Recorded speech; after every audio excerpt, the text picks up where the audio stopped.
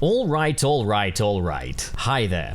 I'm Pup, and I love Batman v Superman: Dawn of Justice. In fact, it is one of my favorite comic book movies ever made. And no, that's not just because I'm willing to shill literally anything that Zack Snyder does. And no, that doesn't mean I hate any DC movies that he didn't direct. If you're coming into this video as someone who kind of knows the Zack Snyder fan base as being, I guess, kind of a little toxic, a little over-defensive, well, just take a seat and hear me out. Because I am very well aware that there's a lot of folks that do give people like me a bad name. I'm very aware of the bad reputation of fans of Zack Snyder movies, and it's a shame that I have to be a part of this death by association thing. But in this video, I don't just want to talk about why it is that I love Batman v Superman: Dawn of Justice. I'm not here to talk about the great performances from Henry Cavill and Ben Affleck. I'm not here to talk about the fantastic cinematography by Larry Fong, and I'm not here to talk about the powerhouse of a score by Hans Zimmer and Junkie XL. Story aside, there's a lot that I love about Batman v Superman from a filmmaking perspective.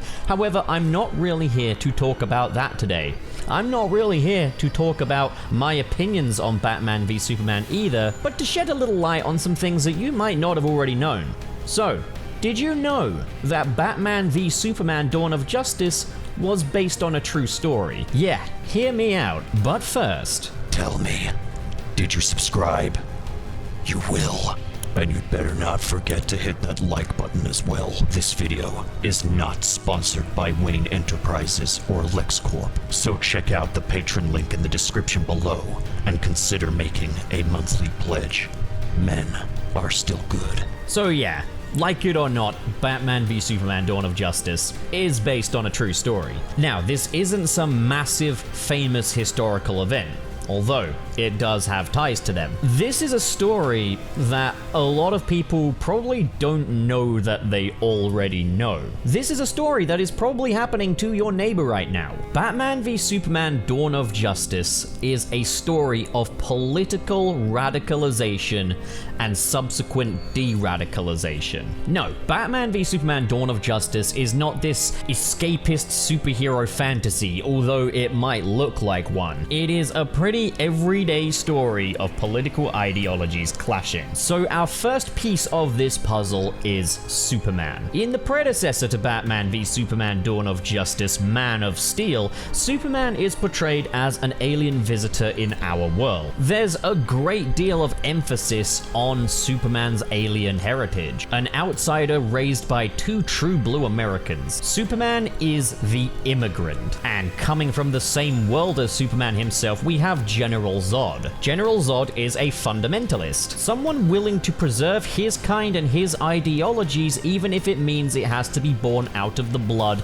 of another race. And in the battle between Superman, the immigrant, and General Zod, the terrorist, we get a lot of 9/11-esque imagery. Man of Steel is the tale of the immigrant versus the terrorist, the man who is willing to coexist with the society that he has found himself a part of, and the man who wants to tear that society down to restore his own. Moving into Batman v Superman: Dawn of Justice, we are dealing with the repercussions of that event, the Black Zero event, which the media are all over as though it is the latest in a line of terrorist incidents. And all across the media there is the debate, there are the questions. What does Superman want with our world, and should he be here? And Superman seems to consistently find himself attached to terrorist incidents. The Nairobi incident, the bombing of the Capitol building. Superman was there, and there are eyewitness testimonies. The immigrant is being perceived as one of the terrorists. And this is all because of an agenda. The agenda of Lex Luthor. First things first, let's look at the veil of Lex Luthor, who Lex Luthor wants you to see, the public perception of Lex Luthor. He's the man that helped rebuild Metropolis after Superman's Black Zero event. And Luthor's anti-Superman stance all boils down to public safety. Alright, time to ditch the veil. In spite of Luthor's campaign to portray Superman as some kind of terrorist threat. Luthor's real interests are not in safety, but in power. Safety clearly isn't his concern when he's aided by the Russian Clay, who is a human trafficker and mercenary. And safety was clearly not Lex Luthor's concern when resurrecting General Zod's Doomsday to kill Superman. Lex is all about power, and when he sees Superman, he sees someone more powerful than himself, so he wants to one-up Superman. He wants to feel the power that he never had when his father was alive, the power he lusts for as a wealthy business elite, the desire to climb to the very top of the food chain. It is also the hypocrisy of the rich and powerful. Expose the opposition as a fraud, all while Lex Luthor himself is working with human traffickers and terrorists. Homeland Security can just be swapped out with the word power in this instance. And the incidents that Superman is getting the blame for, the Nairobi incident, the Capitol bombing, these are all down to Lex Luthor, not Superman. And Luthor is paying off witnesses to give fake testimonies, all of which is being fed into the media, and there we have the cycle of fake news, all made to radicalize the masses against Superman, against the immigrant, and pull them further into the pocket of the wealthy business elite, which is where we enter the consumer. The Batman. Now, this is quite an unconventional role for Batman to play, as Batman is Bruce Wayne, billionaire philanthropist. And Batman's not the kind of person to just get validation from the media and go out and want to kill Superman. And that's because the Batman story does not begin here. It doesn't even begin at the Black Zero event. The Batman is significantly later into his superhero career than Superman is. They made a point at casting someone a bit older to play Batman in this film. This is an aged Batman with his own perspectives and stories to tell.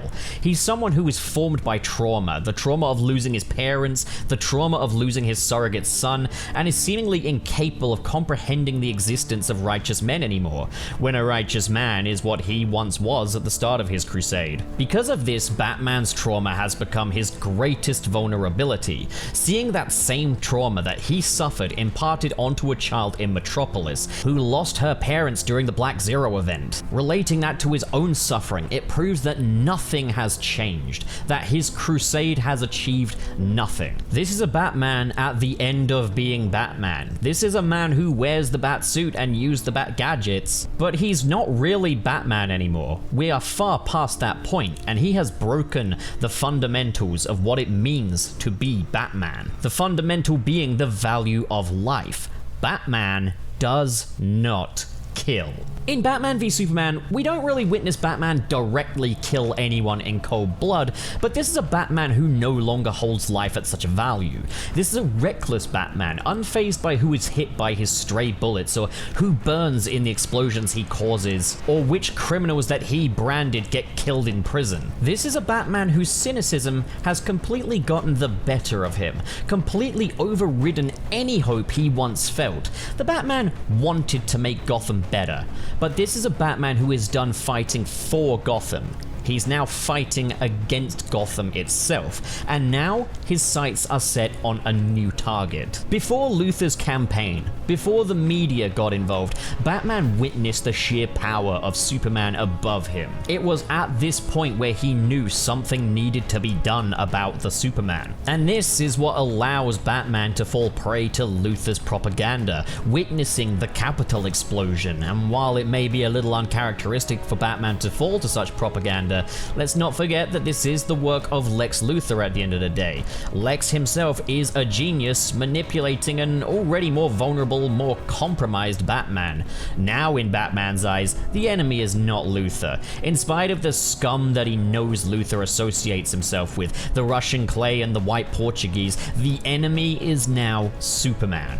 By association with the Black Zero event, by association with the Nairobi incident, by association with the Capitol bombing, this radicalized Batman wants this immigrant out of his world and is willing to kill so that he can live without the fear of a Superman, so that he can live without the fear of a terrorist in his world. Batman isn't a villain. At his core, he's someone who values life. He became Batman to protect the good people in Gotham City from the kind of specters that took his own parents from him. The rage he feels today is because of the son he lost to the Joker.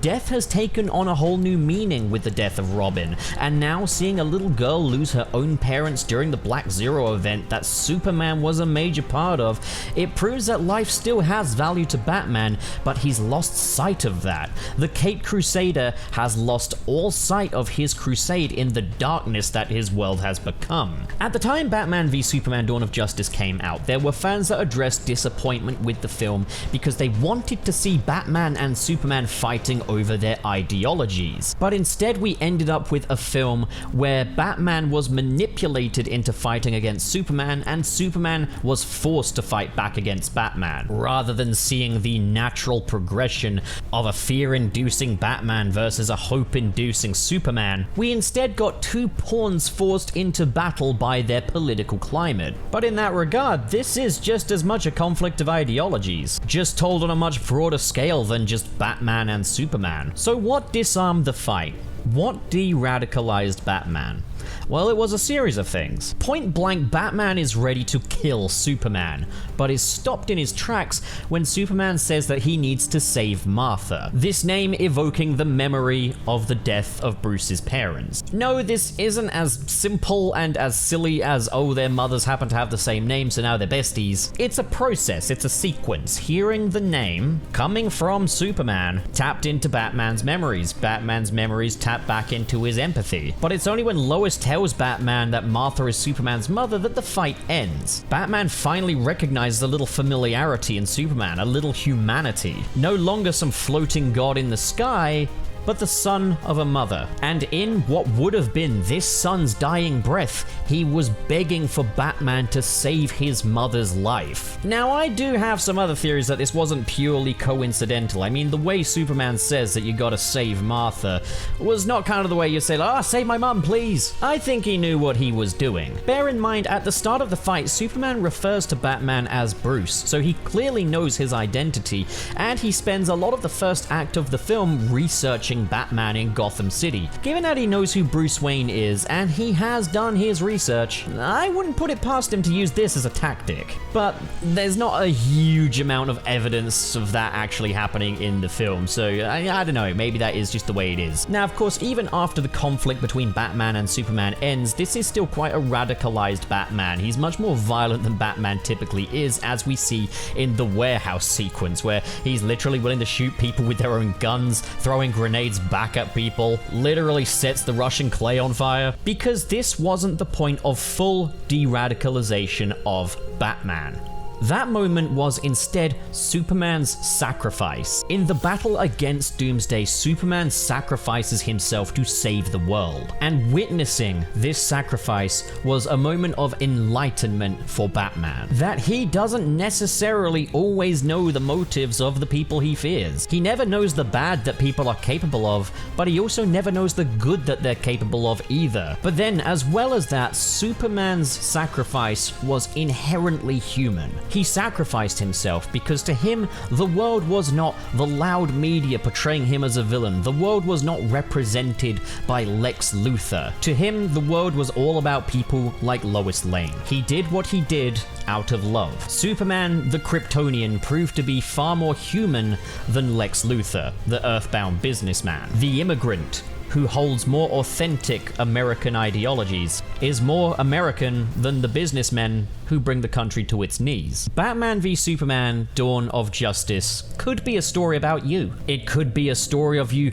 recognizing the humanity in your own immigrants. It could be the story of you as an immigrant finding your place in a new world. It could be the story of the ongoing culture war, the clash between political ideologies. It could be the story about men like Tucker Carlson and Donald Trump, Osama bin Laden, and the immigrants who fight in your military. willing to sacrifice their lives for your country. It's also why I don't get why a lot of people that really don't like Zack Snyder seem to think that he's this alt-right wackadoo. The guy made Batman v Superman, which is a pro-immigration, anti-corporation film, and made an unflinching commentary on American politics, and used DC superheroes as a vehicle to tell that story. So it's why I'm not trying to push an agenda with this video that you gotta like Batman v Superman. I'm not calling this a defense of Batman v Superman Dawn of Justice. However, thematically speaking, there is objectively a lot more to this film than I think people give it credit for. All the same though, maybe you just wanted a Batman v Superman movie. Maybe you didn't want this big commentary on US politics. Maybe you wanted escapism. Maybe you wanted action and adventure and fantasy, which is completely fair enough. You're watching a superhero film at the end of the day. But personally, I really admire Batman v Superman Dawn of Justice for taking the stance that it does. So, like it or not, I am hoping that after this video you might recognize that there is a little more to this and that it is surprisingly relevant. But what do you guys think? Is any of this news to you? Have I just told you a bunch of stuff you already know? And what do you think of Batman v Superman Dawn of Justice? Probably one of the most polarizing, most divisive superhero films ever made, but let's not forget there's nothing more divisive than politics, and Batman v Superman Dawn of Justice is inherently political. And with that, I leave the rest of this discussion to you. I say, you've made it to the end of the video! Congrats. No, but seriously, thanks a bunch for watching. And just now, I'll be extending a special thanks to the patrons in the $10 tier, who are the amazing Adam Myers, the courageous Ken K, the legendary Ray Ray, the magnificent Mr. SP, and the super Sergio. What an amazing and generous bunch of people. Thank you guys so much for your support. And if you want to join the ranks of these amazing people right here, the link to my Patreon is in the description below. Guys, these are not the easiest times in the world financially, so every little bit you folks are donating is doing wonders. I really would love to be able to do YouTube as a proper fully fledged career someday. It might just be a pipe dream, but maybe you guys can prove some people wrong. But of course, if donations aren't your thing, then, well, it means plenty to me that you just hit that cute little subscribe button over there. I didn't mean hit that way. Well, that's me done for the day. Thanks a whole bunch for your support, and have a fantastic day. I'm gonna see you so soon.